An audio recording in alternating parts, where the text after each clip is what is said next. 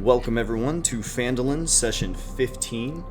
Session 13 began with Echo having noticed Cruel magically assessing his strange stone, and asking Cruel to assess the necklace they found on the Fomorian.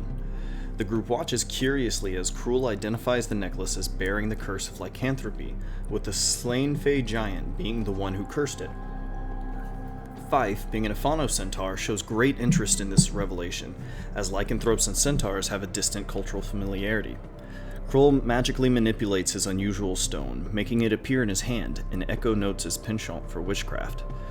During a campfire conversation, Fife and Cruel double down on their lie and reassure Gymnus, Luthien, and the farmer that Fife is the greatest archer to have ever lived. Gymnus wonders what the hierarchy between the mortals is, given Fife's quadruped body and glorious golden coat. Which, by the way, in case you guys don't know, Fife is wearing a glorious, it's a wool coat that, a magical sheep was wearing, and it's, made of, threads of gold. And so Fife just walks around with this, pimp coat on at all times. For the most part. But anyways, so Gymnus was wondering what was up with this. Fife informs Gymnus that the mortals are all equal in standing, a concept which Gymnus finds puzzling, given the discrepancy in capability between his own race and the elemental Metzenvaki. Luthien asks Gymnus what his role actually is, and Gymnus admits that his relatively simple task has been thrown awry by becoming lost. The group inquires about Metzenvaki, and Gymnus tells them that due to the time discrepancy, the Great Planner can only interact with denizens of other planes by thinking ahead. However, the shifting geography of the Fey Plains and the Locust Storm randomize the group's location, making it harder to account for. Luthien subtly gets Echo's attention for a private conversation while the others process the remains of the defeated Fomorian, Great Boar, and the fallen Mothran Knights. Luthien informs Echo of what he witnessed and offers to keep Echo's secret safe, but questions Echo's purpose with the party and how they came to be in the Feydark. Echo admits to being misplaced but warns Luthien of Fife and Cruel. Luthien inquires about the Dark Witch who opened a way between planes, but Echo is reluctant to speak her name, lest the name draw Meryl somehow. The two form a bargain.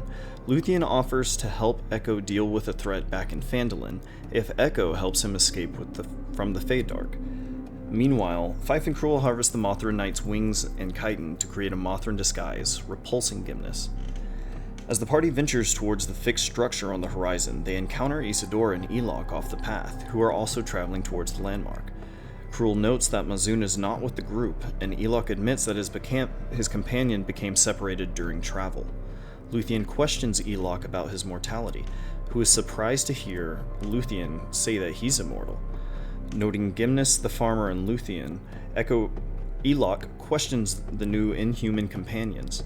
The farmer introduces itself, urging trust between companions, and Elok reaches out with his paladin senses alarmed. Saying nothing for now, the group proceeds to travel together to the structure in the distance. Upon approaching it, the party finds it to be a massive stone edifice built into the side of a tree. Isidora scouts ahead, using her ability to walk on walls to approach unseen. She finds that the Fomorians which occupy the structure include not only warriors, but what appear to be artisans and civilians. Returning to the group, Isidora proposes slipping multiple doses of carefully distilled bovine essence into the Fomorians' strange drinking vessels. Luthien gives Isidora the corked drinking vessel that he obtained on the Fomorian. And that was that drinking horn I mentioned earlier. Fife, anticipating bovine traits, works together with Luthien to cut their bedroll into a multitude of small red pieces, which later revert to their original color. Isidora sneaks her way back into the camp and pours 2 full doses of bovine essence into a large communal drinking gourd. She enhances the final product with her alchemical skills and leaves undetected. As the party waits for her, a strange exchange between the farmer and Fife tips Echo off that the farmer may be less familiar with livestock than he initially claimed.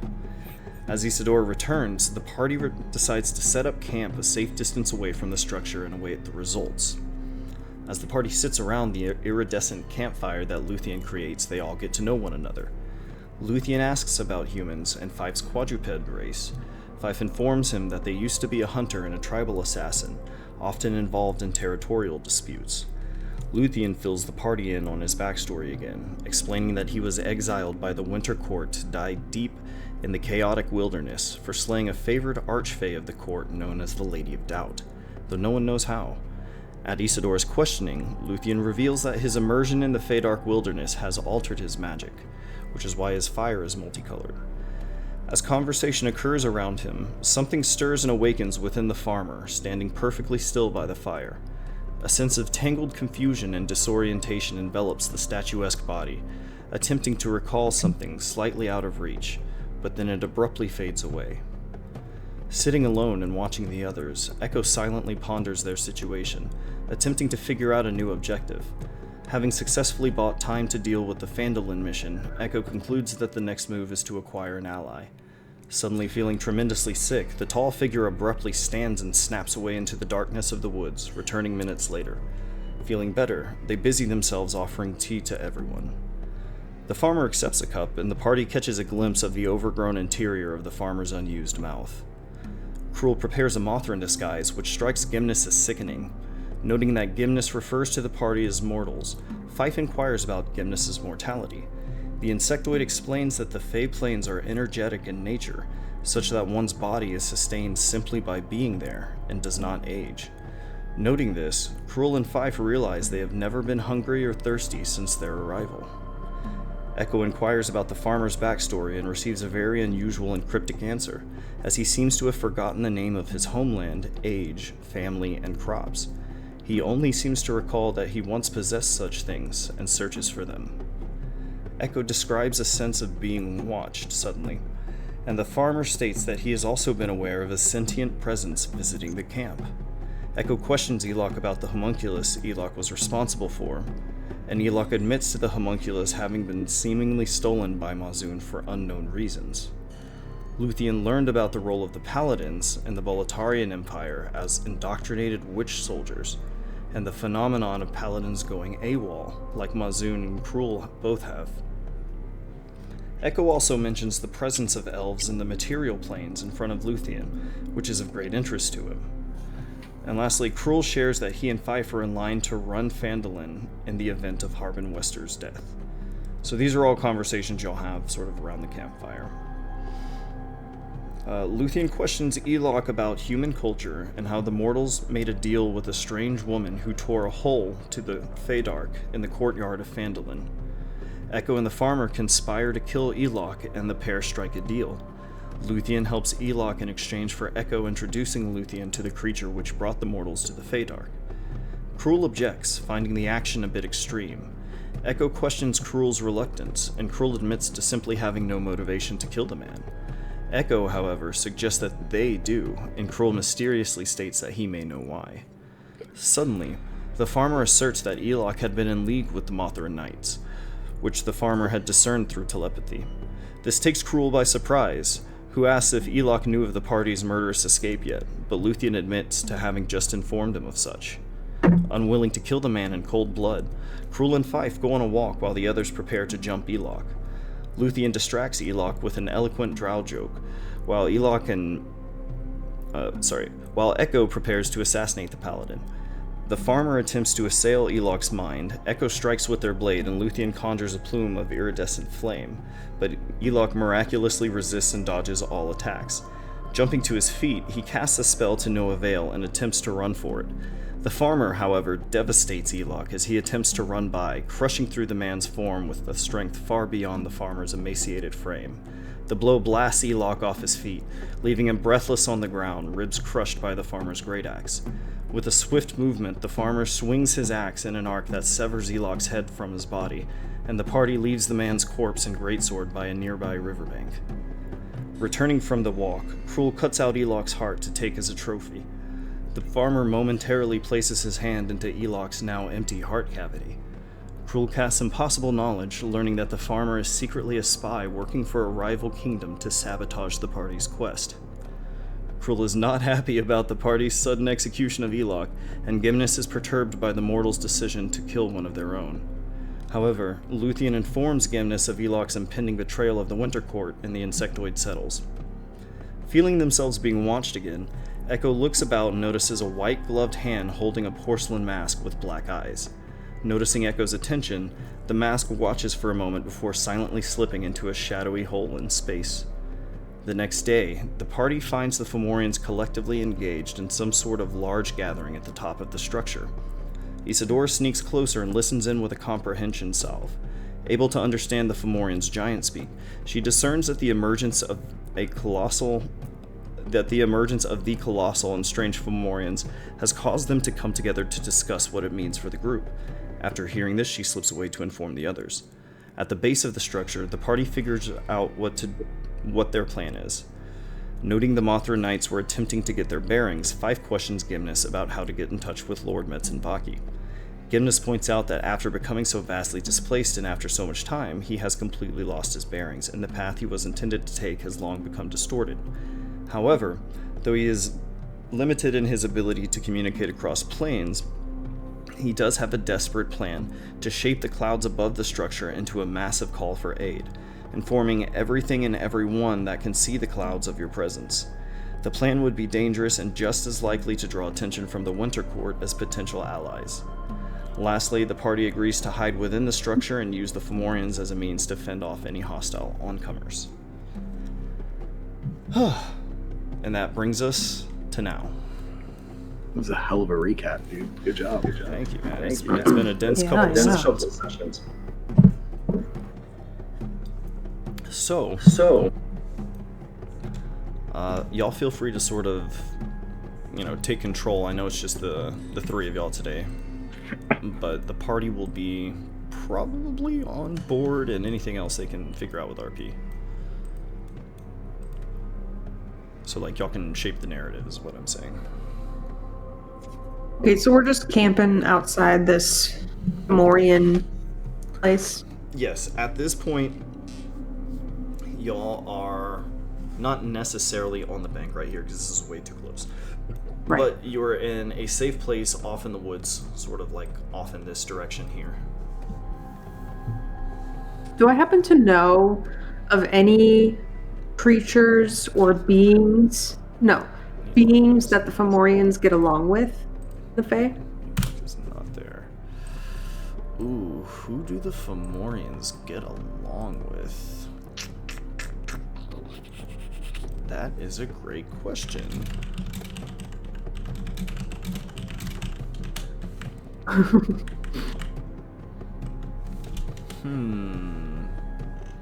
They might respond well to Knights of the Queen, right? That's an idea. Okay. So, Fomorians would get along with Dark Fae, undead creatures,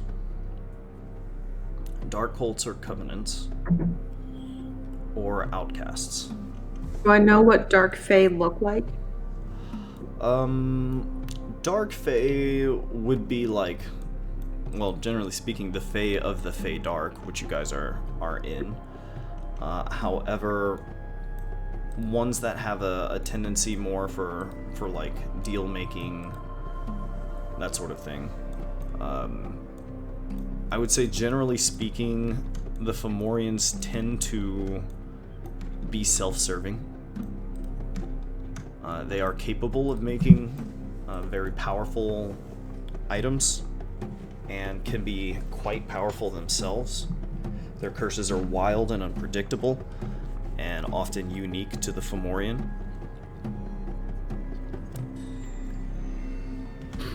So I guess who would get along? Anyone who is interested in making very risky business decisions. Ooh, okay. Good to know. I mean, I'm basically asking to know if I know anyone, what anyone looks like, because I might be able to pretend to be them. Would Sir Eniver know anyone who could get along with Fomorians? I would say probably not. Okay. But these are giants, and I will say something that's very common among giant culture is might makes right. When the Fomorian hunters saw you before, they saw, y'all sort of fighting amongst yourselves, it definitely swept in to make a quick meal of you. If you are trying to interact with these creatures, you will have to win their respect somehow. I have an idea. What's your idea? I kind of want So we basically made bovine people, right? With the essence of bovine. Essentially, yeah, you've made like Minotaur Fomorians. So we're aware of this, right? Yes, Isadora has actually. I don't think she's seen it, but she heard, discussion because she couldn't get too close. So, what if we take on the Fomorians and convince them that we are gods and heal their bovine? Do you know how to heal this bovine affliction? I could take my best shot at it, but no promises.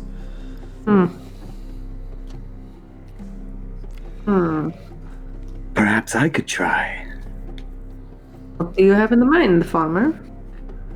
I have a spell that I know. Magic that is good at removing curses. We could claim to be gods, heal them, and then make them join our army. This is not a bad idea. When you say heal them, do you mean like free them of their curses? Yeah, make them Fomorians, not horses again. Oh, I see. So, I see. Interesting. Okay. I will say the Fomorians often curse themselves intentionally. Oh. Because So they they create the curses that they are cursed with. So they probably removed it by now. Y'all don't know. Oh. Okay. But I would point out that this thing that happened to them wasn't magical, it was scientific. Oh. So we might not be able to heal them. Well, if it's scientific, it might be closer to poison. Yeah, Oh. Isidore... If Go on. If it's poison, I can just cure it instantly. Well, it's not exactly poison, it's more like genetic modification. I'm not sure that typical curse removal magic will do what we're looking for here. We could always try, but it is not a curse. It is science.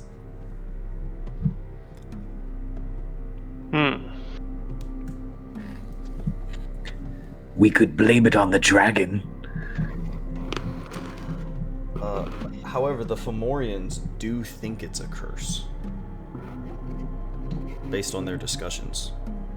Do they think it's someone else's curse? They don't actually know how it happened, and this was what Isadora had discerned.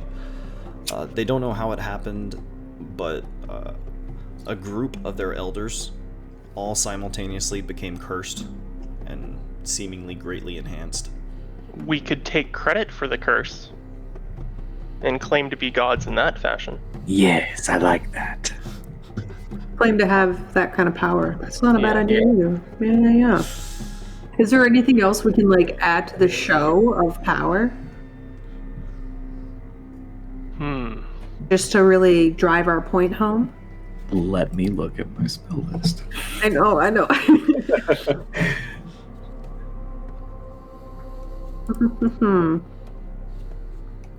I love this. These mortals all going to convince these giants that they're gods. That we're gods. I don't know how to do this. So I've got Cure Wounds, Healing Word. That's not going to help. Tasha's Hideous Laughter. Maybe. I've got Detect Thoughts, Hold Person, and Lesser Restoration. I don't know what I could work with on that to show them I'm God. Yeah, I could put them to sleep. That's a good one.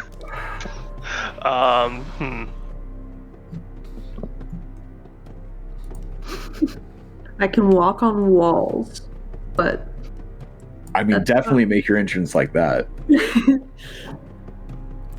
Gods is pretty hardcore.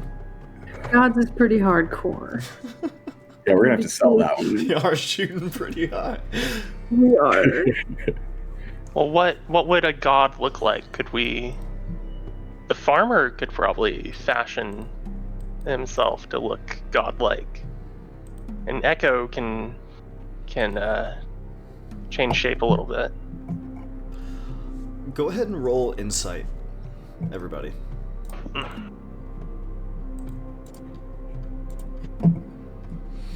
Where's it? Sorry, give me 1 second. 11. Oof, never mind. Cool. Do I have advantage? Unfortunately not. Nah.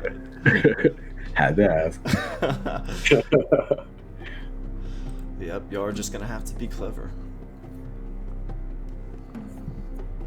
Okay. So you're gonna try and disguise yourself as gods? Is that what y'all are currently shooting for?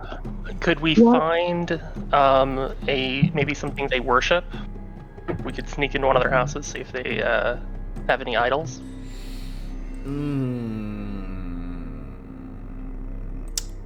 The farmer and Echo, roll me insight checks. Well, let me see.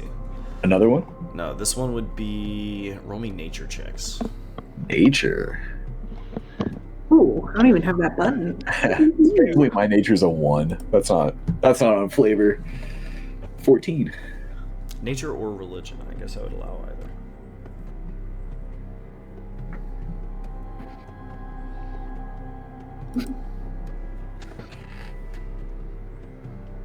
Oof. Gosh. Y'all And- aren't entirely sure what Fomorians worship, Huh. or really what their structure is. Do we know who their enemies are? Fomorians are generally shunned by, like, the civilized Fae.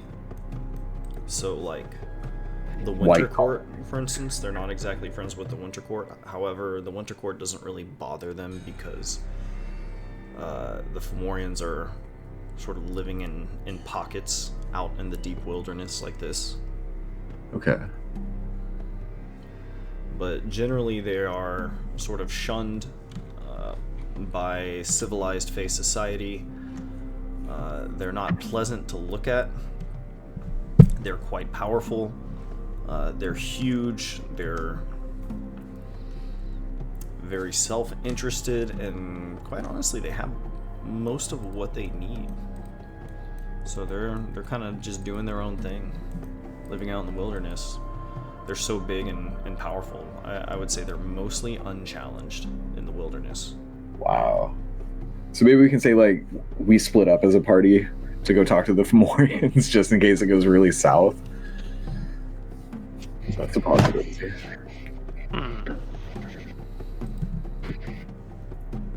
Yeah, we do have access to a couple corpses of the Ice Queen's soldiers, Nice. We do? right? Yeah, don't we? You have the disguises. I think y'all Oh. left the bodies like. Oh, we left the bodies there. Ah. Yeah, I think we have the clothing though. We do have the clothing. Quote, And I can unquote, look like clothing. them. Yeah, you have like their What if grafted- it was someone from the court inviting them to not be shunned by society? Yeah, an audience. Yeah. Saying like there's been a vote and we want to give you your chance at fitting into our society. What you think? like- Luthien would inform you that this isn't something they would necessarily vote on, but you could lie about being like a messenger of the Queen Nadeliani. However, if you get caught in a lie, they are still Fae, and they will be super pissed. What to do? So, do we think they would like the fact that we curse them? Do you think they would be into it? Would they be cool with that? Oh yeah, is that like a compliment? Yeah. With the fact that y'all cursed? Something? Yeah, we curse them with a super powerful curse that they can't break. I mean, that's pretty cool, right? It's certainly not a bad angle. They don't know it's not a curse. So Yeah. they don't know. Ooh, that's not a bad idea. We could challenge them to break it. Yeah. We- And we could maybe shapeshift. Could you shapeshift into a minotaur, and then we could show that we have the power to break the curse? Can I shapeshift into a minotaur? Yeah, that's the question. I would say superficially you could, yeah. Totally. Not mechanically. Yeah, I don't know Just- that without having swallowed a minotaur, you could really give it that juice. Maybe I need to swallow a minotaur. Yeah. Well, we have minotaur juice, don't we? Or we? I mean, I'm not going to drink minotaur juice. I think Isadora dumped her full amount into it, Ah, okay. and then she like enhanced it on top of that. Oh yeah. However, everyone roll me an insight check. There's all these inside checks. What's going on? What don't we Oh see? my God, Hey, I was see not something. rolling that Okay, home. cruel. I never roll high on here. Okay, so cruel. It occurs to you, even though nobody knows what the source is, Mm-hmm. the party knows what spread the curse to this group. The quote-unquote curse. It was the drinking gourd. Mm. And if y'all can get a sample out of that drinking gourd, I suppose you would have some like pretty spicy minotaur juice, should you ever need it. Nice. In case y'all ever want to permanently transform into a minotaur. Yeah. It's on the table. Or transform someone else, which could be a lot of fun. Yeah.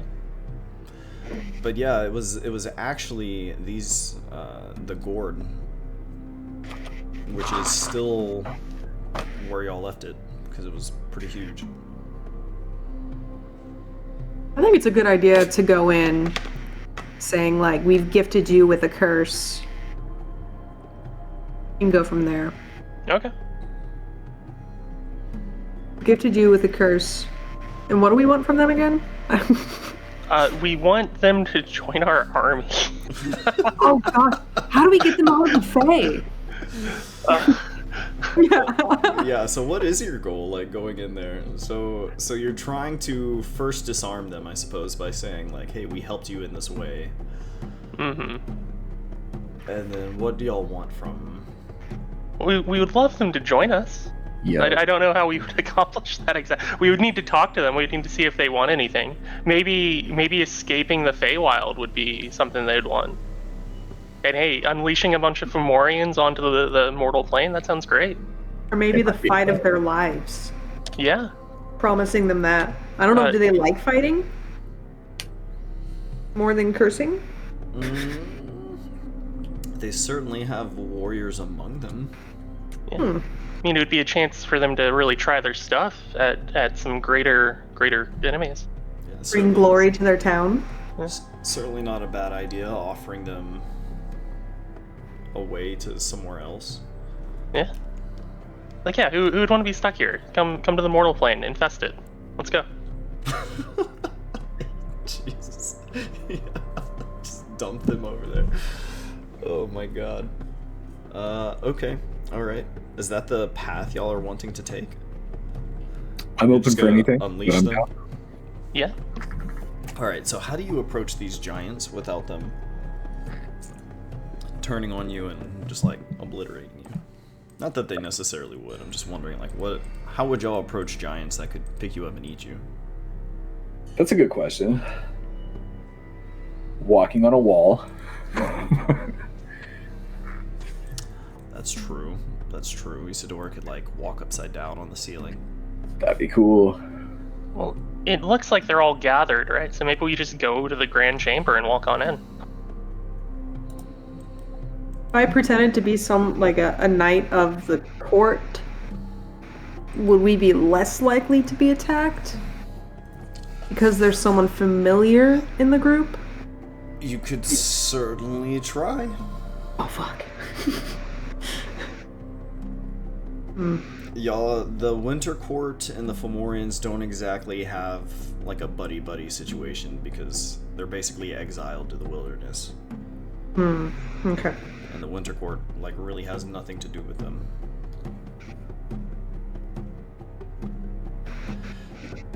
So it's not a bad idea, but I would definitely still say be careful.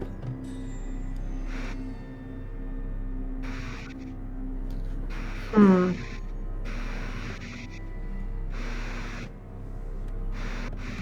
wants to take lead on this?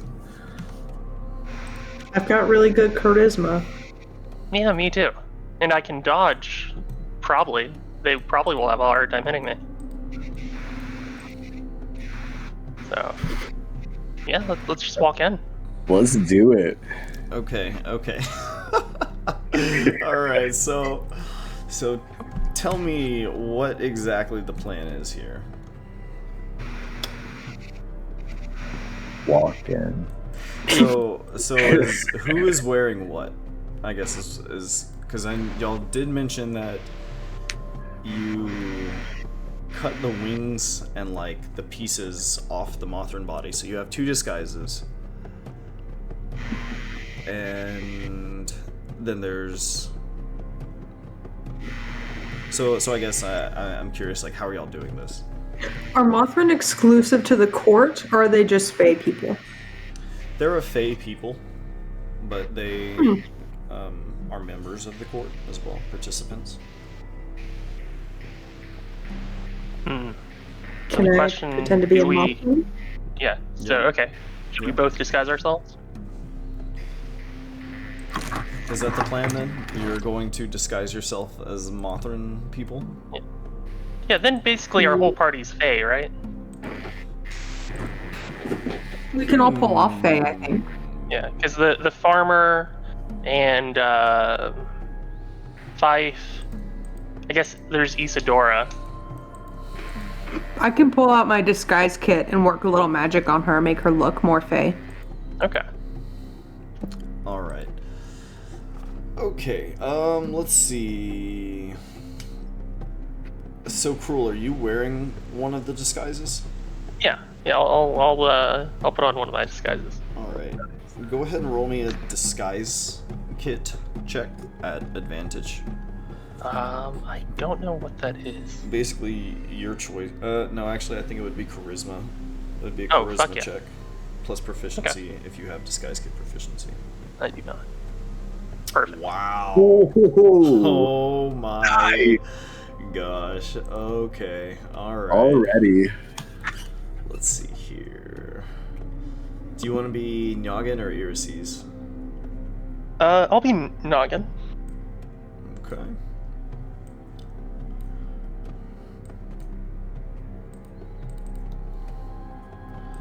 This is now Cruel Parrington. I forgot your name was Parrington.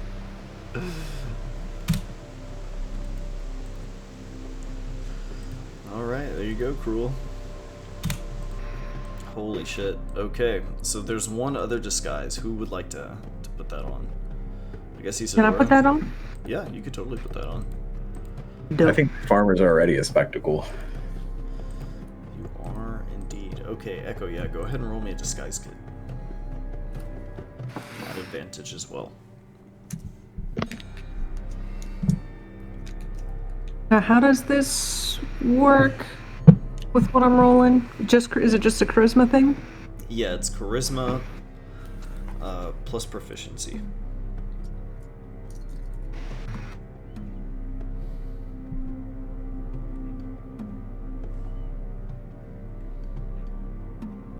And you have advantage because you actually have the disguise. Alright, so y'all are gonna march right in there. What could go wrong?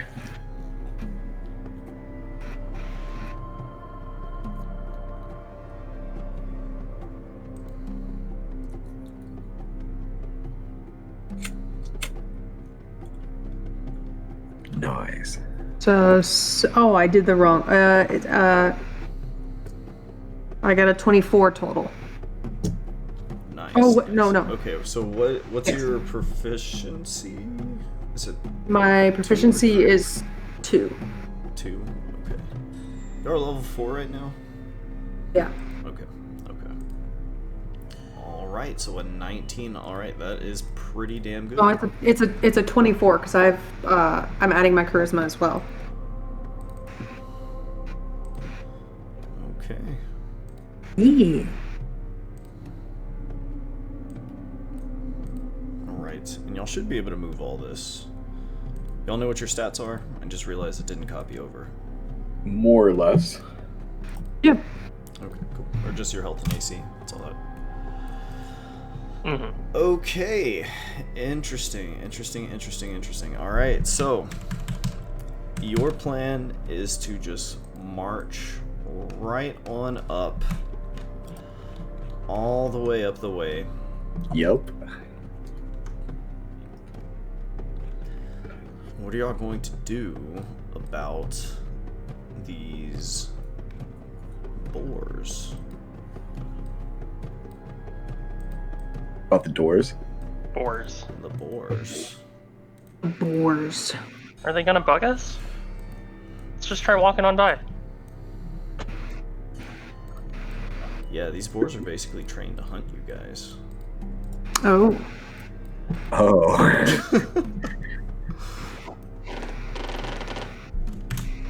Well. Yeah, they're hunting boars. Oh, And they're like that's giant. They're giant hunting boars. Are they smart? No, not necessarily smart. They're just like what a hunting dog would be for a giant. Plus antlers.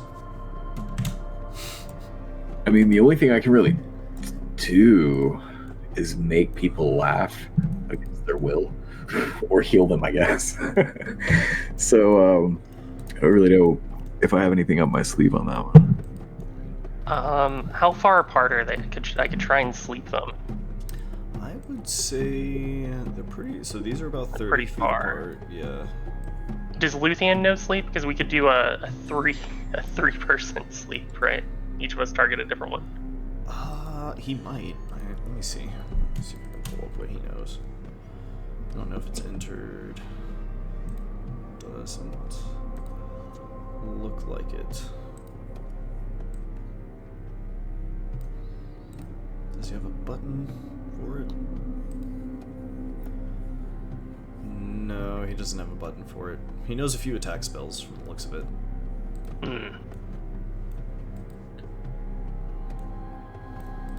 Should get them to go away. Yep. Do y'all know anything about pigs in real life? They're delicious. Not really.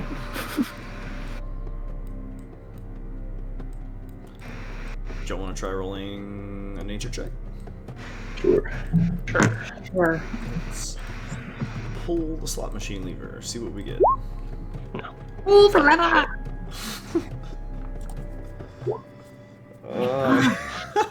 You guys. Dude. Oh my gosh. No hints doing for it any of y'all on this this session. Y'all have to figure it all out on your own. Ah. Okie dokie. I try, man, but y'all are like not getting these insight rolls or I'm gonna start nature rolling my checks. regular dice. This is not doing me any good. Yeah, that's just fine. Y'all feel free to roll your own dice if you like. Would they could respond to sound if we, like or we could hide and let them chase somebody. Like maybe have them chase Gymnus. I love that idea. Yeah, Gymnus, do you think you could lure the hogs away? It's a great idea. Oh my god. I suppose I could try. Yeah. Do you have a particular idea in mind? Just get them mad at you, maybe throw some rocks and get them to chase you away. Okay, well, here goes nothing. And you see he just sort of like off the ground, his wings, kind of start fluttering. And he is just going to lift up into the air because Gymnus can fly. needs to be on the map. And that needs to be on the map. And yeah, this, as Gimna sort of flies up and about, these pigs are going to shriek and squeal. And they are all going to sort of horde up around Gimna's here, who is going to just sort of fly up and out of reach, you know? So he's certainly like taunting the pigs to him at this. Let's see, these pigs from here would be able to see this, and they are also going to come rushing over. Any other pigs up top? Okay, no. So basically all the pigs who are higher up can see this, and they're all clustered about Gimnus, who's just like hovering out of reach. Right. Can we sneak by? Yes. Oh shit! Oh wait, I just what is the map. gonna... Okay, so yeah, you could totally sneak by. Is that what y'all want to do? Everyone can make me a stealth check if y'all want to try and like sneak behind them.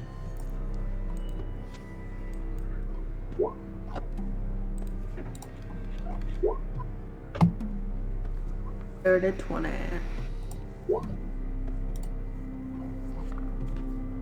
Wow. Okay. Okay, so I will say that. Oh, wow, even with advantage, cool. Okay. You know what? Let's just see.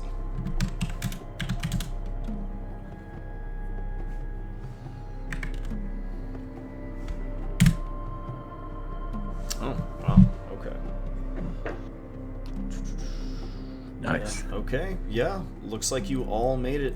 However, what do you want Gimnus to do from here? Just fly away. Just Yeah. get out of here. Wing it. Oh my god. Okay, so Gimnus is just gonna like bait them all like down the stairs, I guess. Yeah, totally. Okay. Fucking Gimnus. Alright, yeah. Problem solved. Okay, cool. No problem. So Gimnus just won't be in the next scene, and y'all are just going to march your way all the way up. Mm-hmm. Is that the plan? All the way up to the Great Chamber. Okay. Okie dokie. So.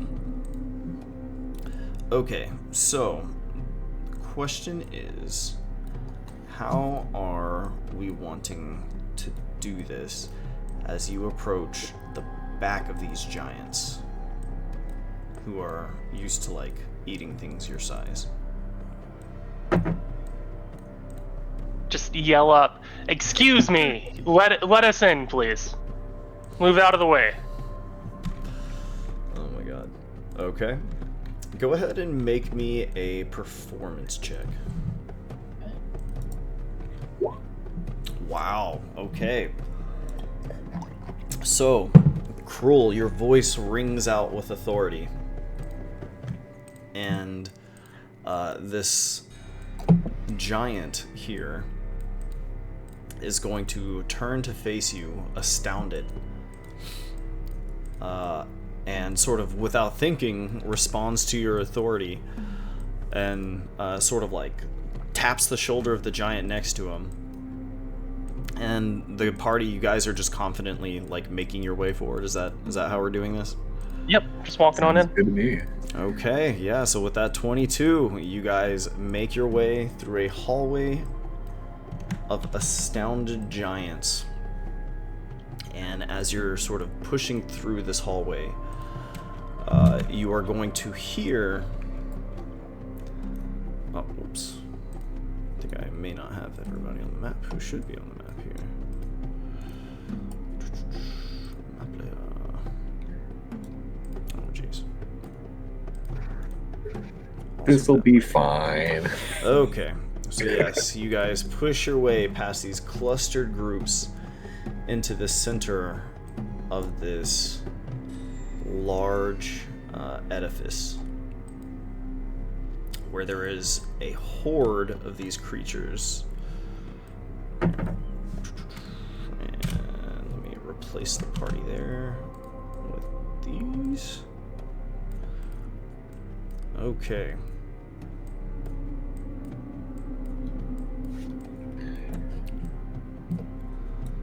Okay, here we are. So yes, as you move out towards the center of this chamber. The cave sort of opens up, into this large, broad room where these stones sort of jut out of the ground, forming a sort of throne. And you all now see these hulking beasts, and these things, these minotaurs, are much, much larger than the typical Fomorians. They're much thicker, right? Not a whole lot taller, but they're much, much bigger. And they are sort of involved in this central discussion. And you make your way in. All of the Fomorians are sort of looking at the group astounded because, this is basically suicide by their, belief. You make your way towards the center where you find this Fomorian here who appears to be the leader. You see that where their face would be, it seems to have sort of grown into this bone. Right? And this skull-faced figure speaks out in giant, incredulously at the group, gesturing towards all of you. Do we have anyone that knows Giant? No, I don't believe I do. I don't know Giant, but I know Sylvan, and I was planning to talk to them in Sylvan. I didn't think about Giant. Do you want to see if they know Sylvan? Sure. Well, what does he say in Giant? You said he speaks out to us? Yeah, he does speak out to y'all. Oh, wait a second. I would like to comprehend language. Okay, there we go. Okay. Oh, shit. Alright, so you speak out to this thing, and this thing's basically asking you, what brings you to this place, little ones? Surely you know you come to your deaths. We are here to make a deal. What language are you saying this in? Am I able to speak back with comprehend language? Let me look out comprehend language. One way. There is a spell called tongues. Do you happen to know tongues? I do not know tongues. Okay. Uh-oh.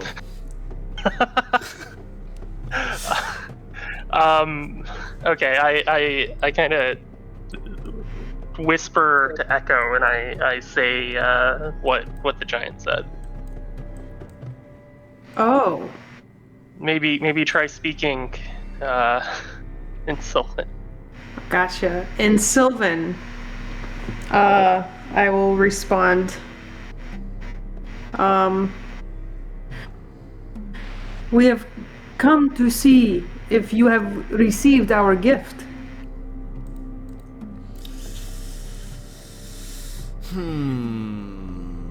Roll me a D100. I'll say there's a 50-50 chance. Oh shit. Can I cast Detect Thoughts while this is going on? Sure. We'll cast Detect Thoughts. Can I cast Impossible Knowledge while this is going on? Sure. Oh, looks like they do not speak Sylvan. Okay. How does Detect Thoughts work with languages? So I don't believe I can discern a language that I don't know at this point.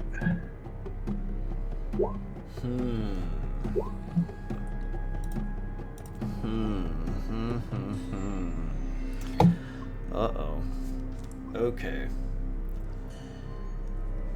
So, Cruel, you are wanting to use Impossible Knowledge, and you're using it on this entity in the center here? Yeah, the chieftain, yeah. Okay.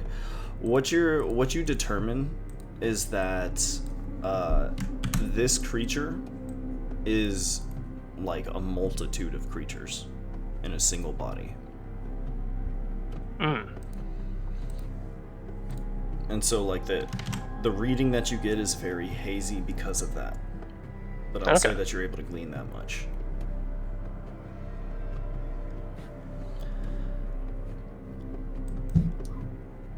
All right, so what do we do? We're standing in the center. Can I call out in common to them? And Sure. okay, yeah. Did you receive our gift? The gift from the court? I can see you did.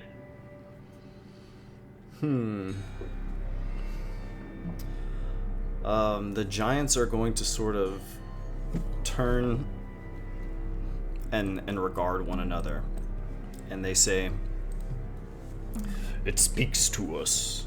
And another says, "We should eat them." And another says, "No, look there. They're important."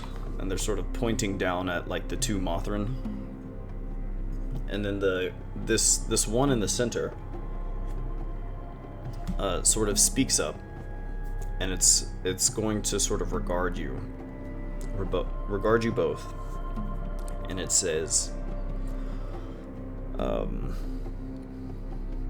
"Ambassadors of the Winter Court, make your objectives known and be gone from this place before we eat you." Okay. I think now is the time for Echo to shapeshift Shapeshift into what? into a minotaur to show them that we have that we are the cause of the curse. Oh, I forgot about that. Thank you. Echo. Can you like take drinking something? Oh, I can, indeed. Echo will pull out a flask from their pocket. Take a small sip of it, and then you see their bodies start to bulk and change and grow and expand, and suddenly they're this like 7'5" bulky minotaur. Yeah, big boy. Nice. Do I see any sort of gourd in this room that I could point to, gesture at? Ooh, a drinking gourd in this room. Roll me an investigation check as you look about the room. Yeah, I would say there's a large gourd sort of off to the side of the room. They're all sort of like their attention is currently... Oh shit, I changed to you instead of Echo. Whoops.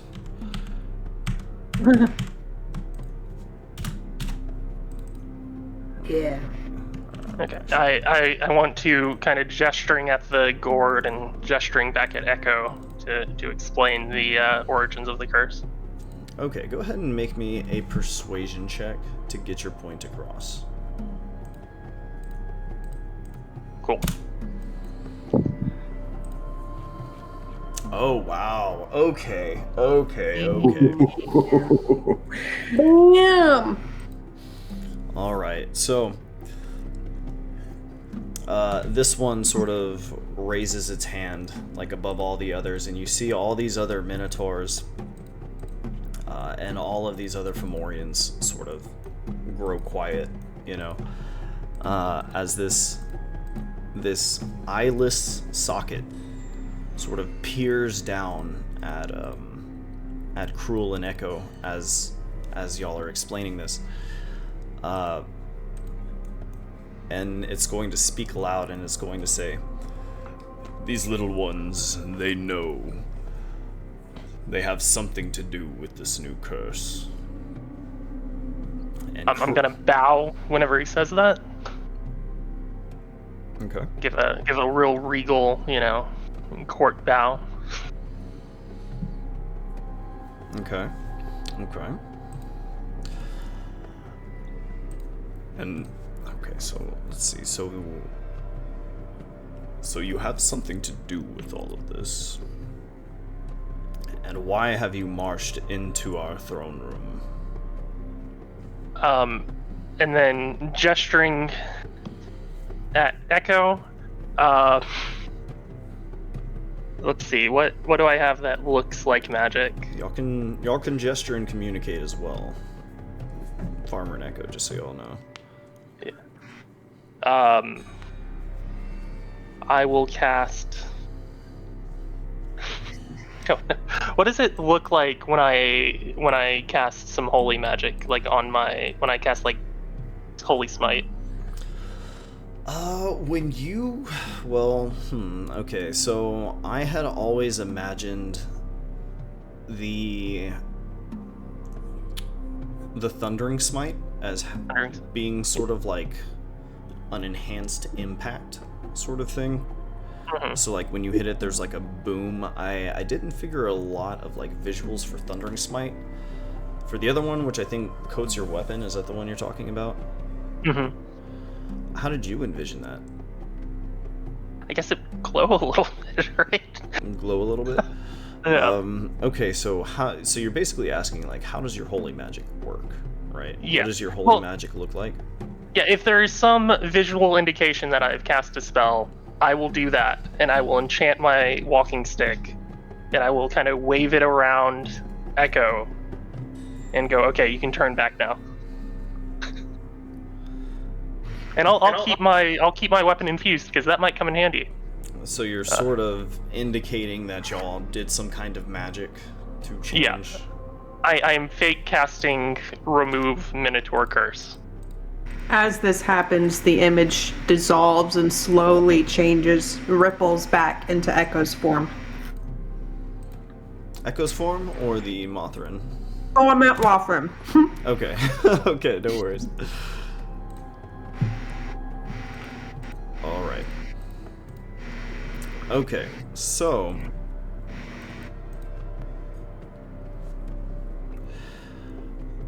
oh, shit. So are you proposing... Let me see. Got a nat 20. Okay, so what are you trying to convey with that? Rather than me try and interpret. That we can cure the disease, even though we can't. Or maybe we can, who knows? That you can cure it. Yeah, maybe Isidore can cure it, who knows? I thought we were offering it as a gift. I don't know how to convey that we're offering it as a gift. If you have any ideas on that. I'm so sorry. I thought he was speaking common with us now. No, we've been gesturing back and forth as I try to get them not to kill us. Yeah, they can't understand y'all, and Cruel is using comprehend languages to understand one way and using gestures. So if there is a way for us to communicate that it's a gift to them. Got it. Do y'all have any ideas for that? Could we call it a challenge? Could we say that we're challenging them to cure the curse like we just did? I would say with your natural 20, you can communicate whatever you're intending to communicate. Okay.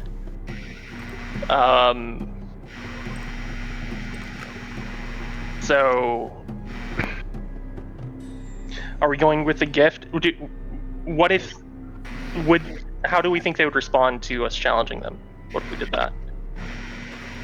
They tend to have a might makes right belief system. Yeah, so if they can't beat our curse, that means we're stronger than them. You want to challenge them to a curse off? Well, to fix our curse, yeah. Challenge them to do what I just showed them we can do.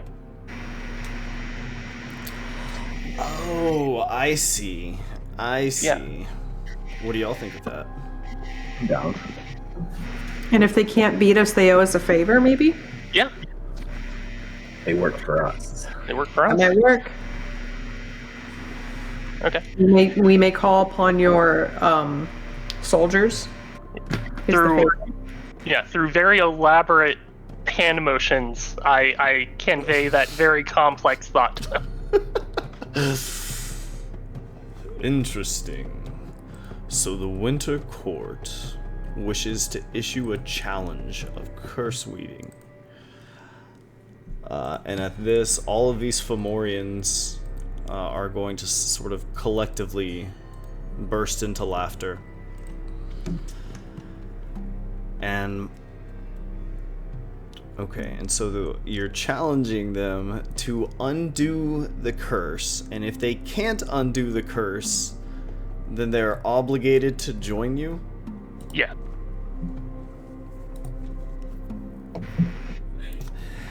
And so they all start laughing, and then this entity here in the middle, which y'all can see, I would say particularly because of the freshness of this, you can see like the outline of its face. Basically what the Fomorians have done is it appears they have cut off like the face area of one of these things and like grafted this skull onto the front of it. And so y'all can see there's still like fresh like cut wounds around the outside of the skull. But all the same, this creature tells you, so the Winter Court wishes to issue a challenge of curse weaving amongst the Fomorians, thinking us cursed. Indeed, we are cursed. However, this curse among all of our elders is quite fortuitous to our tribe. We do not wish to remove your Winter Court curse. What then of your challenge?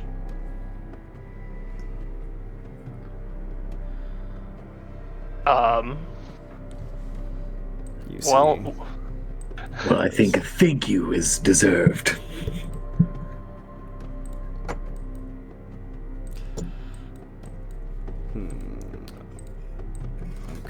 Okay.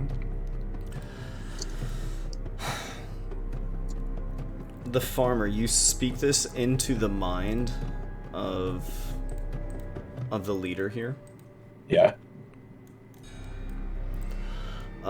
At this, you see the leader suddenly grows interested and sort of holds up a hand again. And it says, "This one, the corpse." And it sort of regards you, farmer, and it says, "The corpse speaks."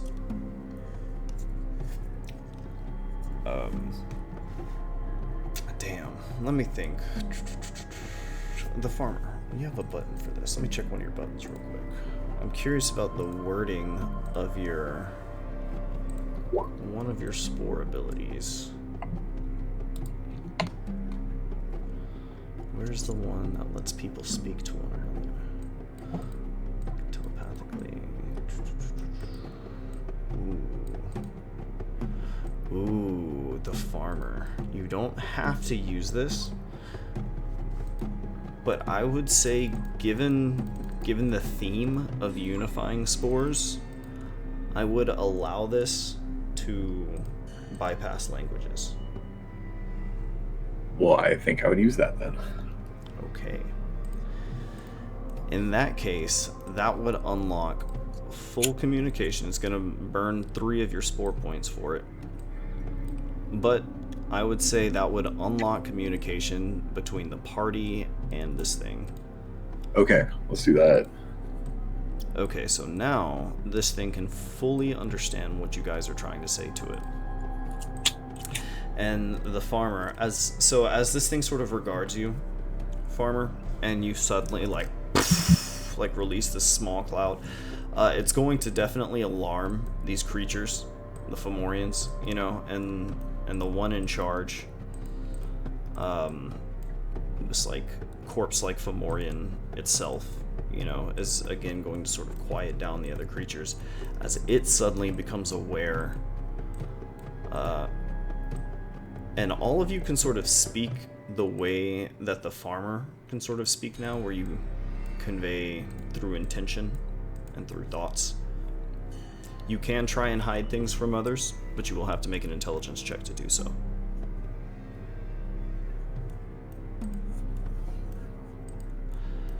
So,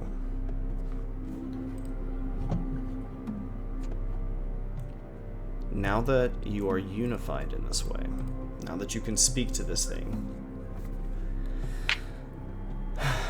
it's going to immediately become clear what you're... Well, actually, I guess the question was, because you had gotten that nat 20, they understand that you're issuing the challenge. They don't wish to remove this curse.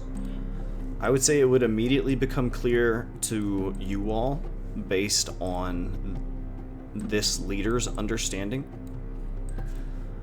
Ooh, which is actually kind of interesting. So I would say now that you guys are synced up with the leader, because you can all hear each other's thoughts when the farmer uses this ability, you are all going to hear that this is not one Fomorian, but this is like the leaders, like the men and women of the past. And they are all sort of passed down through this skull, which is just placed on the new leader's body, in order for the old leaders to fuse with the new leader and kind of inherit this ongoing lineage. So they put the head on the strongest body. Long story short. You said his wounds were still fresh, so he's a new leader? Yes.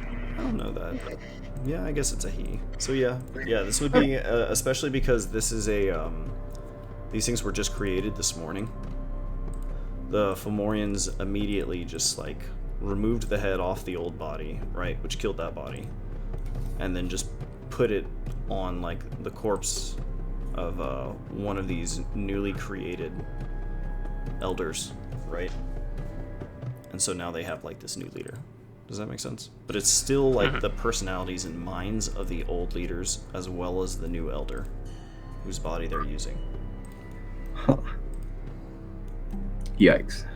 Okay, So, well, now that we can communicate, we can just ask them directly if they want to come out to the real world with us. interesting. So are you revealing then that you are not members of the Winter Court? Not yet.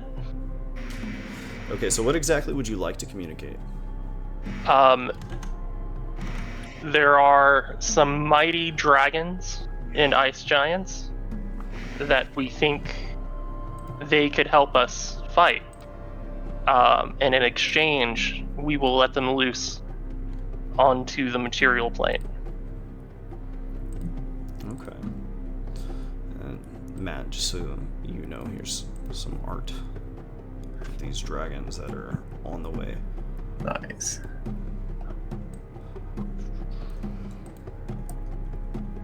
Very nice. Oh, is it the storm dragon that has giants with it? Yeah, the storm dragon has storm giants. Oh, okay. That is the other way around. The ice dragon, this picture really doesn't do it justice, but this ice dragon is just tremendously huge. Mhm. It's like horizon sized. Okay. That's a problem. So, where the fuck were we? Oh, throne room. Okay. So yes, we are back here. Okay, so you are proposing we take all of your Fomorians, go to the material plane, and in exchange for what? Well, would they like to go to the material plane? Might be nice. Might be better than this place.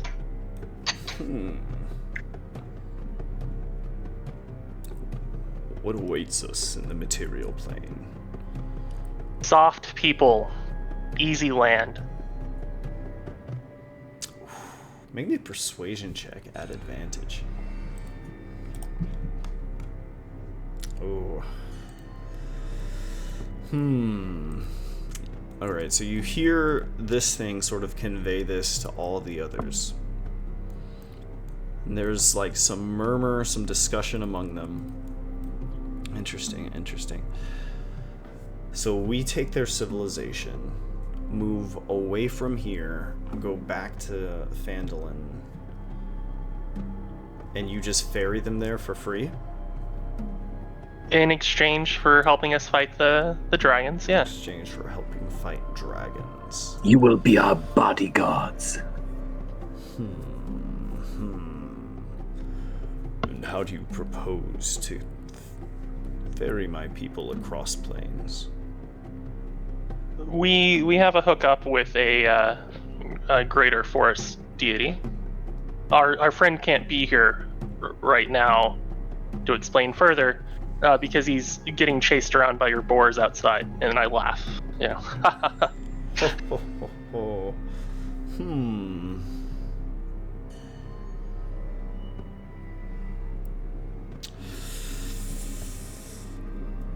That is not necessarily true. Roll me a deception check. Is that not necessarily true? That's not necessarily true, because Gimnis can call for help, but Gimnis told you that they don't really have a way across plains. Oh, I see. Deception. Ooh, Can I give him bardic inspiration? Sure, yeah, you can give him bardic inspiration. So Do you What does wanna- that give me? D6 or a D4? if you weren't actively trying to trick, then I'll let you retcon what you were saying. Okay. But essentially, Gemnis was leading you towards like allies of Lord Metzenbaki, but the original plan wasn't to actually meet with Lord Metzenbaki, because doing so would cause y'all to miss the battle that Lord Metzenbaki is invested in. Oh, I see. Does that make sense? Lord Metzenbaki is involved with Okay. Well, big but showdown. it is Cruel's belief that Lord Metzenbaki has a way to get us off of this plane.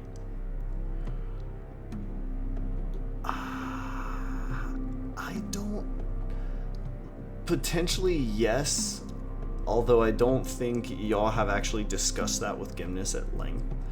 Certainly powerful enough. But I don't know. Like even if we can't meet with them, I assumed, since they want us to do that, that they had a way to get us out of here. Yes, a way to get back. Yeah. Do you Because I don't know how we're getting out of here. Otherwise, Right, but you wouldn't actually know what that is, right? You're just sort of like assuming that they have a plan.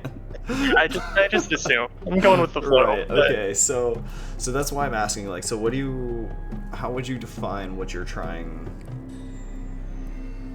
What you're trying Then to I would- offer? I would say we have powerful allies who will open the way for us. And that is all I can say, because I do not know the details. Okay. Do you think Cruel believes that Yes. Metzenbaki will certainly help them? Yeah. Okay. Then I'll let you roll persuasion for this. All right. Well, that's pretty much fate. Okay. So. And I get +3, so it's 14. Plus 3, 14. Okay.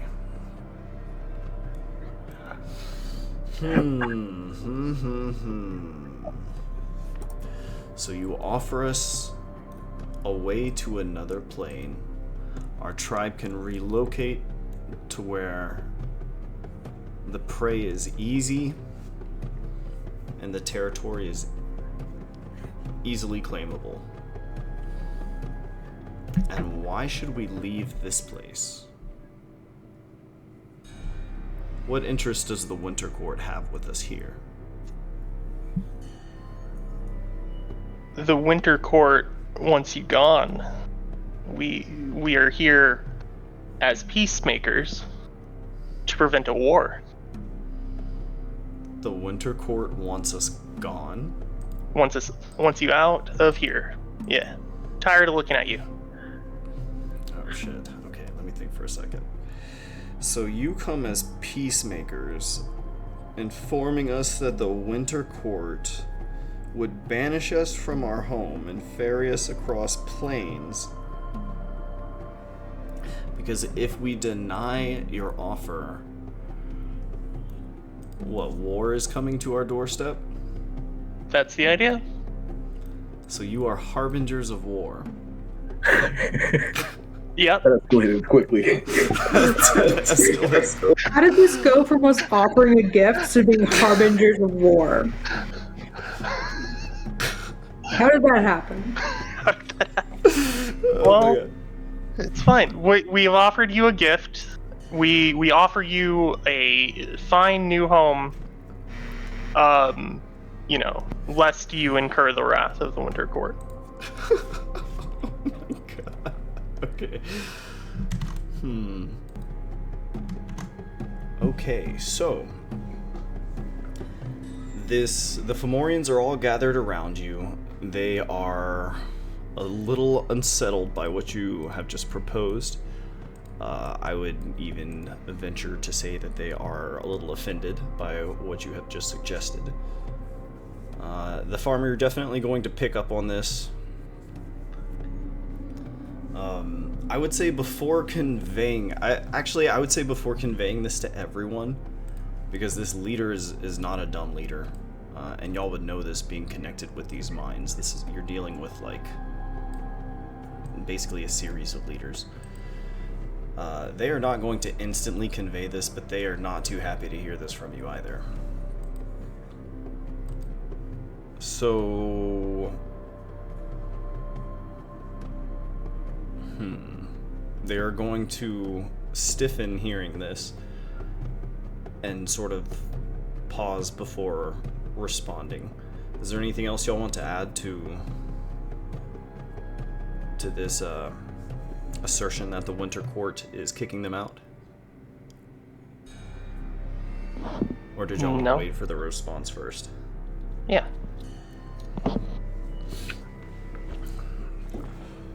The Winter Court has long pushed us aside, considered us lesser than.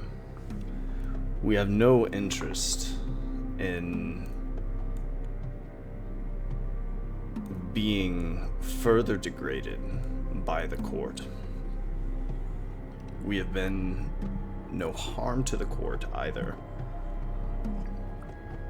and they have little to do with us all the way out here. Why the interest now? Why does the court have a problem with my people at this point? That's when the farmer's body emits a bunch of spores. And I use my influential spores. Okay. And then I say, It is because they fear you, just as they fear me. They are also telling me that I must leave, but I look at this as an opportunity. They kick us out, but we get new territory. And if something goes south, look at how tiny and small they are.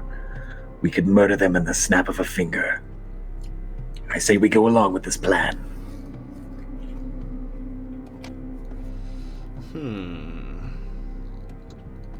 Go ahead and make me that persuasion check.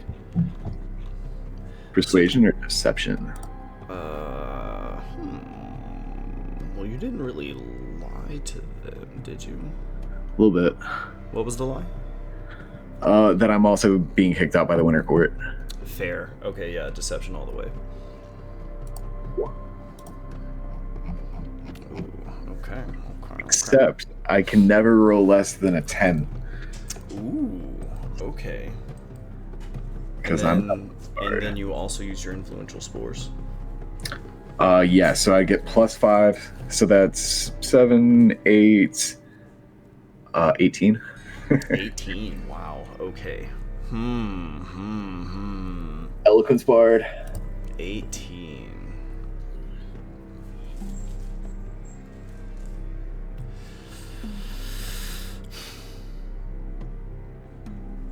So, just so I'm understanding this correctly, you guys are proposing that the Fomorians up and move. They go to the material plane. Actually, I don't think y'all have actually told them where they're going yet, right? You just said that where they're going is easy. It's easy pickings. Yeah. Okay.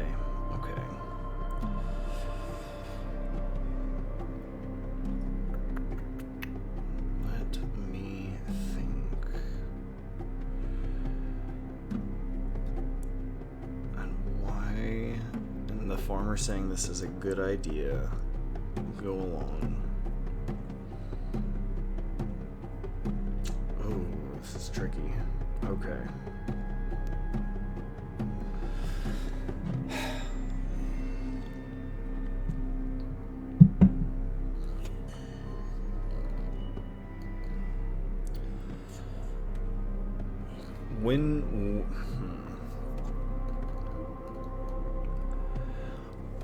How much time is the Winter Court seeking to afford us?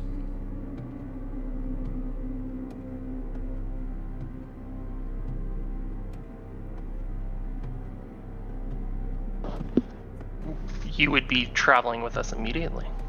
Immediately? Well, as soon as y'all okay. can pack up.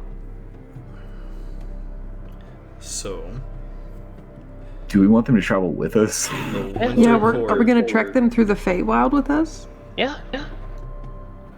Or if you going guys aren't wearing your disguise? We can say, Yeah, is okay, this a we're long heading term? back. We're heading back. Maybe you should just tell them to meet us somewhere. Is this a long-term relationship? Like, what are y'all looking...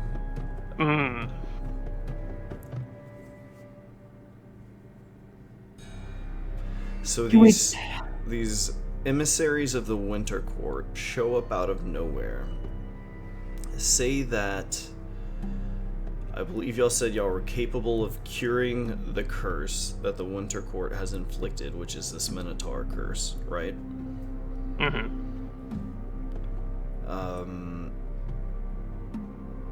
then not only has the Winter Court inflicted this curse on their people, which they're actually okay with, they are kicking them out of this place, out of the Feywild, or Feydark wilds in general.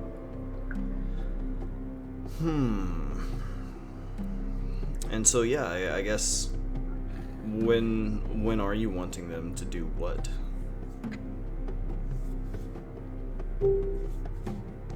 I mean, can we meet them back here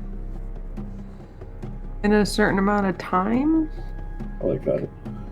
Yeah, that makes sense. Okay, so you are going to return to this place? Yeah. I think that's the Or we could tell them that maybe there would be a signal, an SOS in the sky, and then they should meet us then. Yeah. Oh, that would be even better. Yeah, have them come to us. I mean, maybe. So I will say that what you guys are suggesting is, let me see. It sounds like the Winter Court is being pretty hostile. They are being even more dicks to the Fomorians than they normally are. And the Fomorians are to accompany you guys, the party, to the other plane. And the farmer's saying, yes, this is a good idea. I think so. Yeah. That's kind of what all of this sounds like. So, like, are you wanting them to, like, travel with you? What exactly are you proposing? We will leave, and then we can do an SOS in the sky whenever we want them to come meet up with us. Or we could say we'll pick them up, but if they see the SOS, then come running. Yeah. But you guys aren't, like, allies. You guys are members of this faction, which is being extremely hostile to them. But you're messengers. Is that what you're essentially saying? Well, I was thinking the rest of our party, other than the two of us, could all be people that are being kicked out as well. Right? Like Luthien, Fife, Oh, I see. Isadora. So they're just all members of these other races. Yeah, and that would make them a little bit maybe more congenial to agreeing to this. And that would... I see. And that would make Cruel and Echo, who are currently disguised as Mothrin, y'all are the officials behind all of this.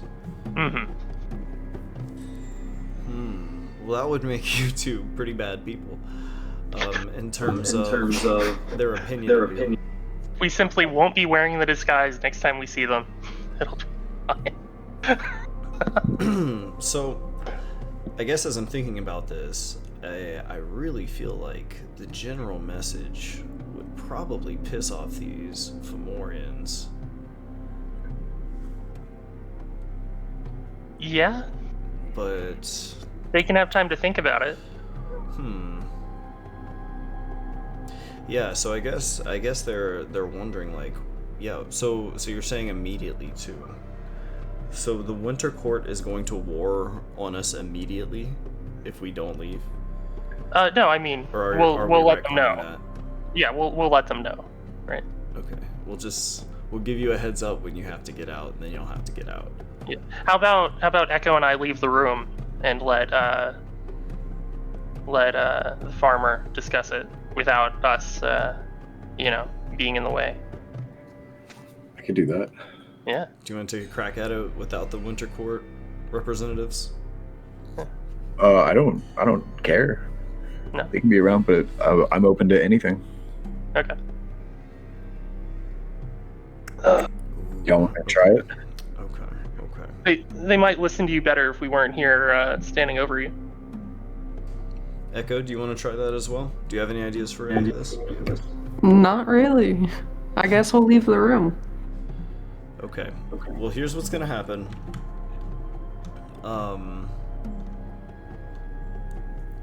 If you wish to sort of give them a private word, and we're officially rolling with, we'll give you a heads up when it's time to move. Is that the decision? Does that sound good to all y'all? Sure.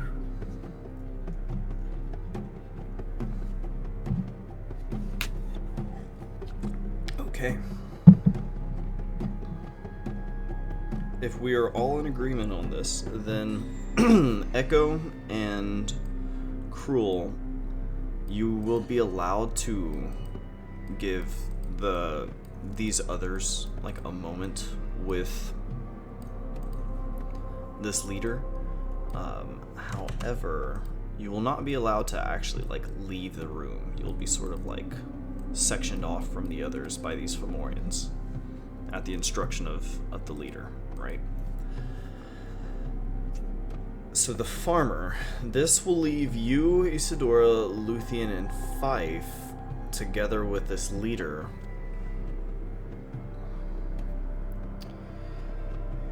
They have just been told they're being kicked out by the oppressive Winter Court, who they already don't like and have a history of like being cruel to them. Although the Fomorians aren't exactly great themselves, don't get me wrong. There's a pretty good reason that they're hostile to one another. Yeah. So given all of this, what would you like to say to the Fomorians? They do not know their folly. Basically, they're putting us together as like a meet and greet for their most feared foes, and then they're giving us free territory on the mortal plane. Fools. But we can use this to our advantage. What do you say? Ooh. Go ahead and roll me a persuasion on that one. That is a great point. Because you're basically saying that the Winter Court is kicking out everyone that they're not cool with, but in doing so, they're putting you all in contact with one another. 14 persuasion. Okay. Interesting. So, as this giant sort of assesses you, he's going to ask, what is your plan, little undead creature? And what manner of curse binds you to this body?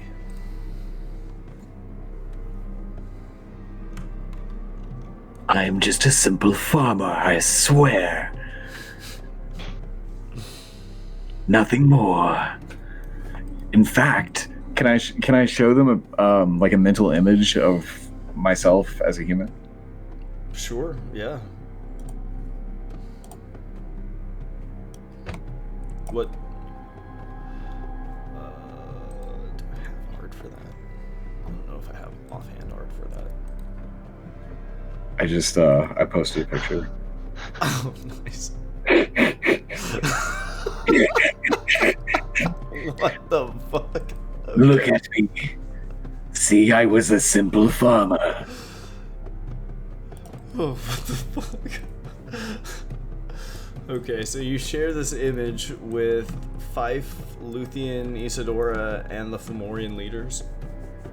Yes. Okay, interesting. That'll be an interesting thing for And the second one as well. Barrett and Fife to react to. Oh god. Okay, so Did you see the second one? Jesus Christ, is it the same dude? What the fuck? That is completely what I look like, I promise. Oh my god. Okay. But then he says, But over time, I have become something else. I have many goals and many machinations. I wish to go to the surface and blot out the sun. The Winter Court is making the biggest mistake of the mortal realm's history.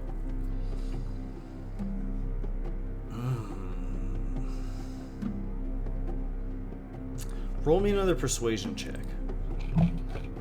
will do.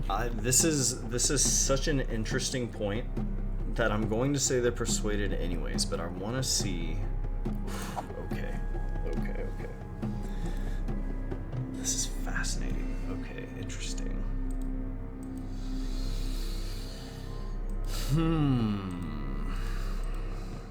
This massive entity sort of takes a seat.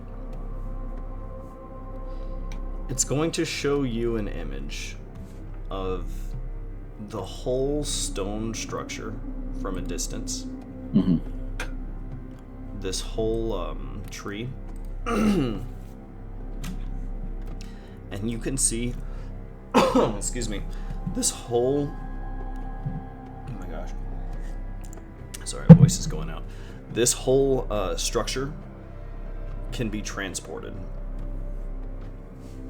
Oh shit. This whole structure is like a cursed single thing that the Fomorians created themselves. And so this stone building, which juts out of the ground,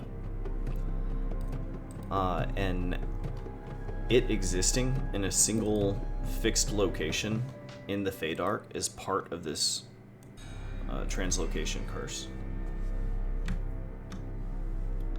But it's not interplanar, right? It's not interplanar. However, it is mobile. Cool. That's still good. So these Fomorians can move this entire structure. So this... It's interesting because I would say these Fomorians were pretty pissed off about this Winter Court thing, but this concept of it's bringing the enemies of the Winter Court together is also very interesting. So, We're all networking. So I guess there's this question of like, what is the plan? You are asking them to wait for a signal from the Winter Court? And then you are going to do what? Rebel against the Winter Court? Is that what you guys want to do? Yeah, sure. What do you think, Ray? Sorry, I was muted. Rebel against the Winter Court?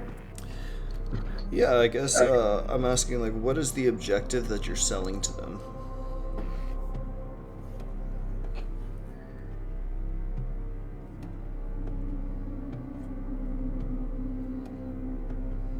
Like, we want to join forces, right?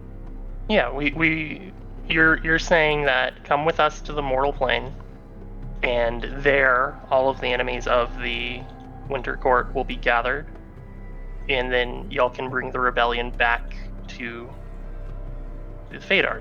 That's what it's sounding like. So are you suggesting in the long run, like, conquest against The Winter Court? Yeah. That sounds fun. Okay. And then we can go to the Winter Court and be like, hey, they're rising up against you. Like, we need to join forces. We've got the inside knowledge. We have to. That's hilarious. Okay.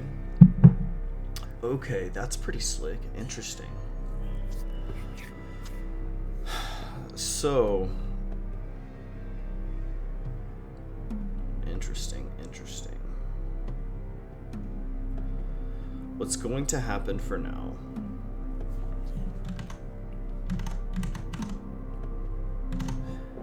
is the group of you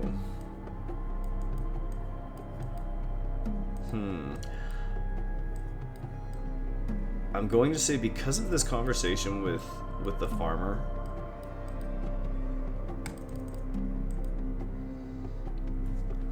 it seems odd to me that they would let all of you just leave.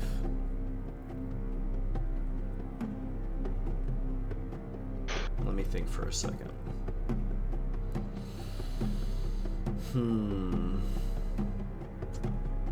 Because you basically walked in here, delivered what is generally bad news. The farmer offered a way to sort of subvert that. Yeah, they have to be pretending that they're taking our offer, though. Yeah, right? I guess, but your offer is like at a moment's notice, like, you guys gotta pack up and get out. Huh, okay. So,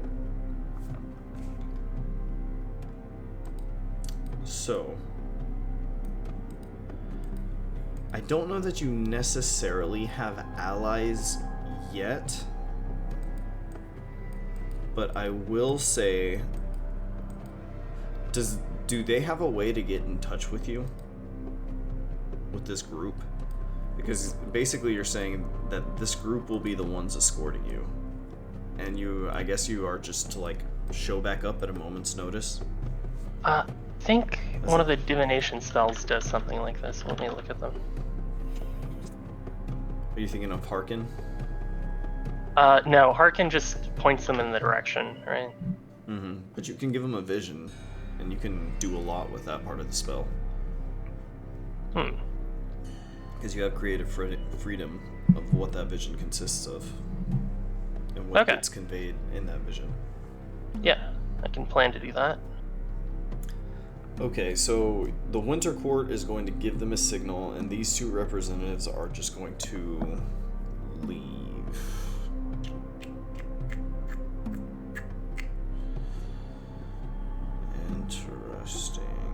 Interesting.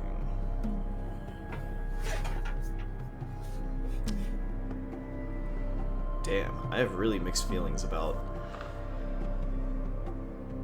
how these giants would respond to this, and then just like allow these two representatives to leave.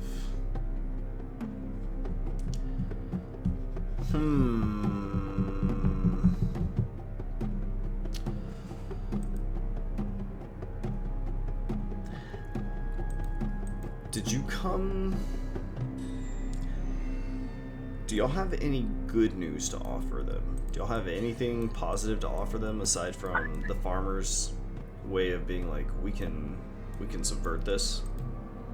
We gave them a free new curse. A free new curse. That's right, you took responsibility for the curse. Yeah, and they said we should thank them.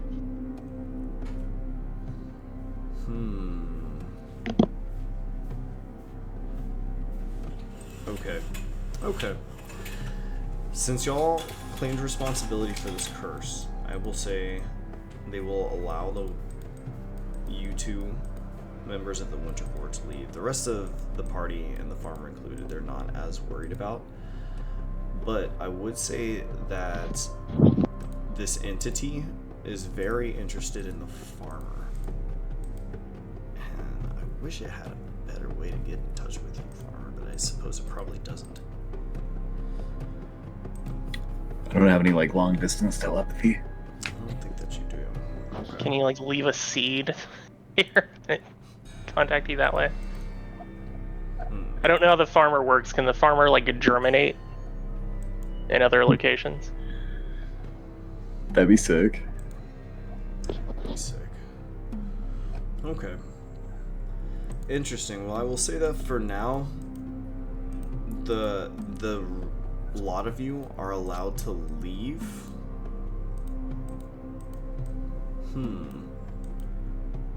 These Fomorians are not going to kill you on the way out. I don't know that you necessarily have allies in them.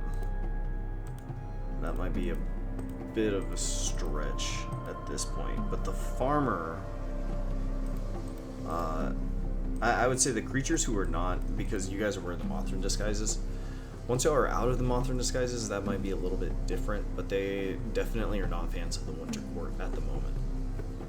Does that make sense? Yeah, that makes sense. Yeah, they're definitely not gonna like you while you're looking like they're oppressors.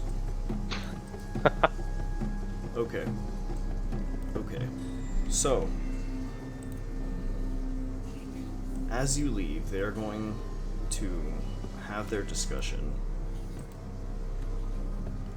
The Fomorians will see you out.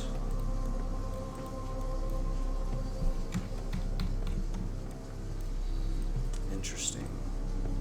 So what are you going to do from this point? Collect Gymnus and get out of here. We just find Gymnus dead in a field, surrounded by boars. Yeah, I would say... Is he like up in a tree somewhere? Like with all the Yeah, boars, that's like actually exactly what I was thinking, is that Gymnus would just be in a fucking tree. Or just like flying somewhere like out of reach, right? Because he could just like be way the fuck up here, right? There's just nothing they can do about it. So yeah, Gymnus is probably fine. He's going to have to regroup with y'all somewhere. I would say you would probably find Gymnus back at the camp. These great boars having safely been diverted, at least for now. Well, nicely done, everyone. Okay. So, what is the plan now? head out of here. Head towards the Alliance, right? Yeah, get out of here as quickly as possible, probably. Yeah. Towards the lines. Okay. Absolutely. Okay. So we move y'all out. We move you back towards camp. I guess, is that what y'all are talking about? Well, I mean, like, actually move towards where Gymnus wants to take us. Oh, well, okay, so what Gymnus was saying is that Gymnus lost track of where he was supposed to take you because Right. the terrain shifts so much that he doesn't know where the point he was supposed to go is physically located anymore. Because of the cricket storm. Mm-hmm. Which y'all could have dodged, but y'all definitely ended up in the middle of.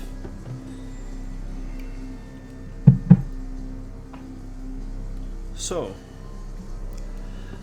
Gymnus's plan was to call for help with a giant SOS signal. So, Gymnus is about as lost as you guys are. Mm-hmm. However, it can be used in various ways if y'all take the time to ask things of him, like you did just now. So,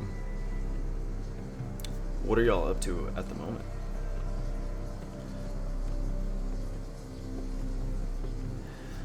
I will say you're able to leave this structure. I don't know that you necessarily have allies in these creatures. They're expecting, they have increased hostilities with the Winter Court now. The farmer, you have an in to communicating with these things if you want to try something, you know, at a later date next session. You have basically established some sort of I don't know, connection basically as an enemy of the Winter Court. Because you basically said they're bringing us all together. They're fools, you know, and then I guess we'll turn on them at that point. Yep. I think that's cool. I like this farmer guy. Echo, you've been very quiet. Do you have anything you want to add to all of this?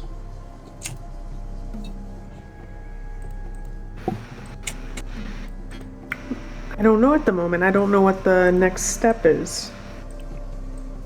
Yeah, it does seem like it's, to use a QV21 expression, the airplane's being built as it's being flown.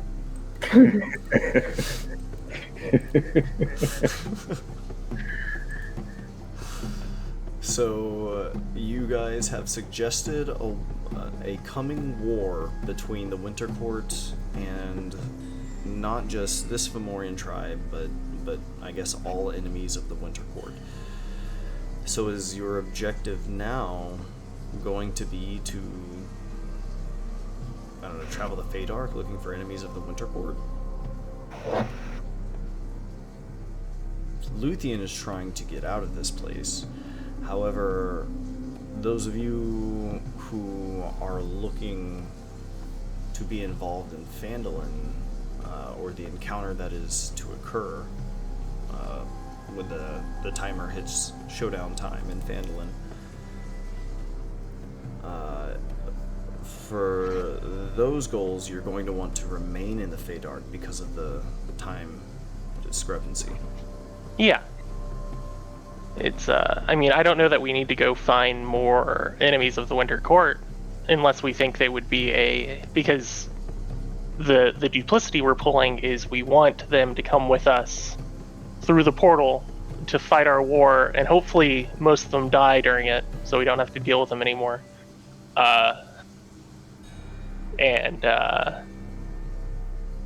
So we're not actually trying to do an uprising against the Winter Court, right? Well, your goal is really just to look for allies in any fashion. Yeah. From the sound of it.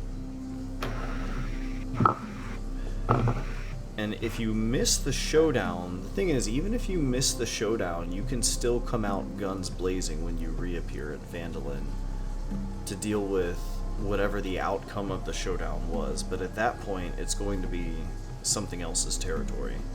Yeah, but we have several months. I think we're good, right? Yeah, as long as you're within the... I think it was something crazy. I'd have to look at it again, but I think it was like, you'll have like 3 years or something like that. Oh, wow. Well, Yeah, it was 3.5 months for an hour, so you have like multiple years, and you had 1 day. Mm-hmm. That's plenty of time to amass some allies. Yeah, y'all have a lot of time. Yeah. And there are other planes you can go to. It was just that going to the Feywilds in particular was a fast forward button. And you could do that, but there would be consequences that would come with that as well. Yeah, we probably don't want to do that. It would be a timeline shift. Right. Okay. So, do we want to keep finding allies then? Do we know who else we could approach? Or would Luthien know? Ooh, Luthien probably would know, but I would have to get with Barrett to talk more about that. Luthien was a member of the Drow Society, which is a very harsh and pretty cruel society. And he was a lower member of that society as well. We could do a slave rebellion. Are the Drow keeping slaves? Yes. Yeah, the Drow males are essentially slaves. And Luthien was captured as a slave and a captive to one of the members of the Winter Court, who was actually going to kill him. Oh, they probably would not be amenable to killing all of the females of their species then. So that's probably not going to work out. Yeah, there's like there's like cultural difficulties with the slave rebellion and Drow society in particular. But yeah, if that's a direction y'all want to go, I can definitely explore that. Right now, fun. I'm kind of also in a position of figuring out like where y'all want to take this campaign, and I'm happy to take it any direction. But I'm kind of also like, okay, this is what y'all are proposing. Is this what we're gonna do? I think we have it hammered out, right? We're gonna amass some form of army to take back to Phandalin. Yeah, I think that's the general idea. Yeah. So we're all collectively looking for allies in the Feydark. Mm-hmm. Sounds right. Okay. I think I can work with that. I'll try and crank out like a larger, maybe like a world map or something. I'll have to figure out some sort of geography rules. Are we also trying to find a god? Well, we need to eventually get in touch with whatever the fucking god's name, so that they can tell us how to get the fuck out of here. Yeah, Metzenvaki. Now, Metzenvaki isn't the only way to get out of here, and Metzenvaki doesn't necessarily want y'all to be in the same plane, because Metzenvaki has a vested interest in what's going on in Phandalin as well. Mm-hmm. That being said, it has allies in the Feydark that are sort of, represent its interests, which, Gimlin, for instance, Gimnis, for instance, and the allies Gimnis was intending to take you to. So there's Gimnis's allies, right, which really hasn't been explored because it just never came up, like who Gimnis was actually taking you to. Y'all just knew that Gimnis represented Metzenvaki and had a goal and lost his way. There is the farmer. You could possibly explore a relationship with these creatures a little bit further because you have a way to communicate with them. And as an undead, they are more amiable to you than, these winter court disguises. Actually, if y'all, now that, you guys know the winter court has a rougher relationship with them, I would say it stands to reason that if you weren't wearing your disguises, you could sort something out, but I wouldn't go in there without the farmer. You'll probably get eaten.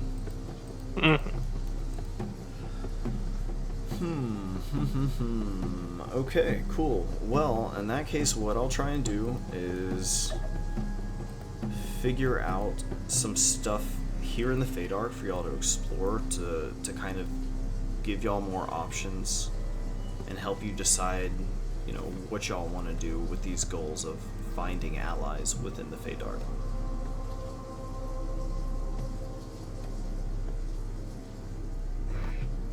Sounds good. Is there anything anybody else would like to do?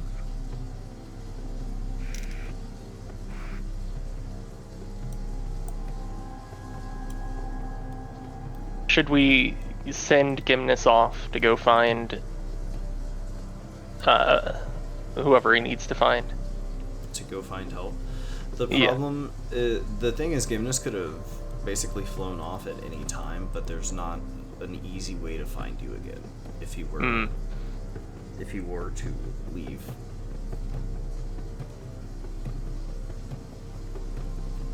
And actually, if you recall, when the cricket storm came, Gimnis was actually shouting like together, and then he sort of like dove upon y'all. Mm-hmm. Yeah, so that we would all get moved to the same spot. Yeah. Mm-hmm.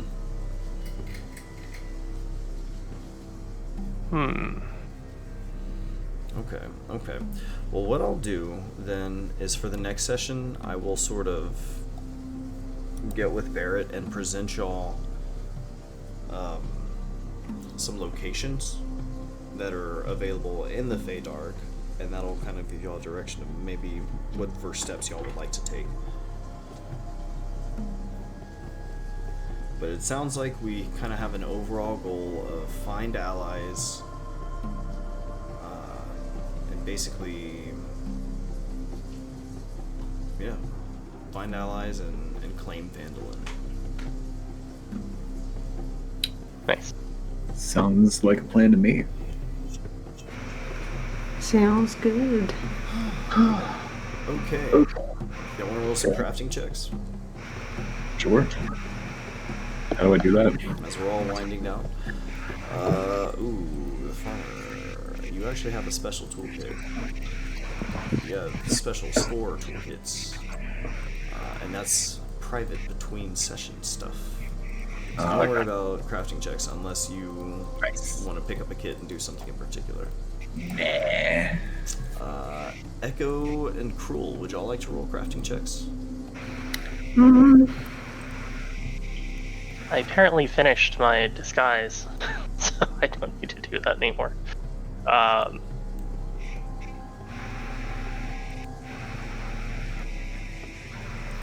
And is my parachute finished? Did I finish that? Yeah, you finished. You finished your parachute like several sessions ago. Okay. Well then, yeah, I've got nothing I'm working on right now. Just my disguise and my parachute, so both those are good. Okay, yeah, both of those have been successfully created.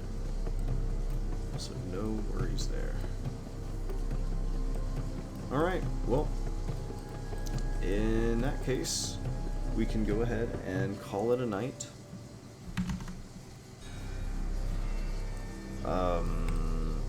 Anything else that anybody wants to add? Any final thoughts, final scenes y'all want to have? Happy to play about. I'm all good at the moment. Okay. Well, this was a very coordinated session, but I think I kind of have like a jumping off point for where we should move on from here.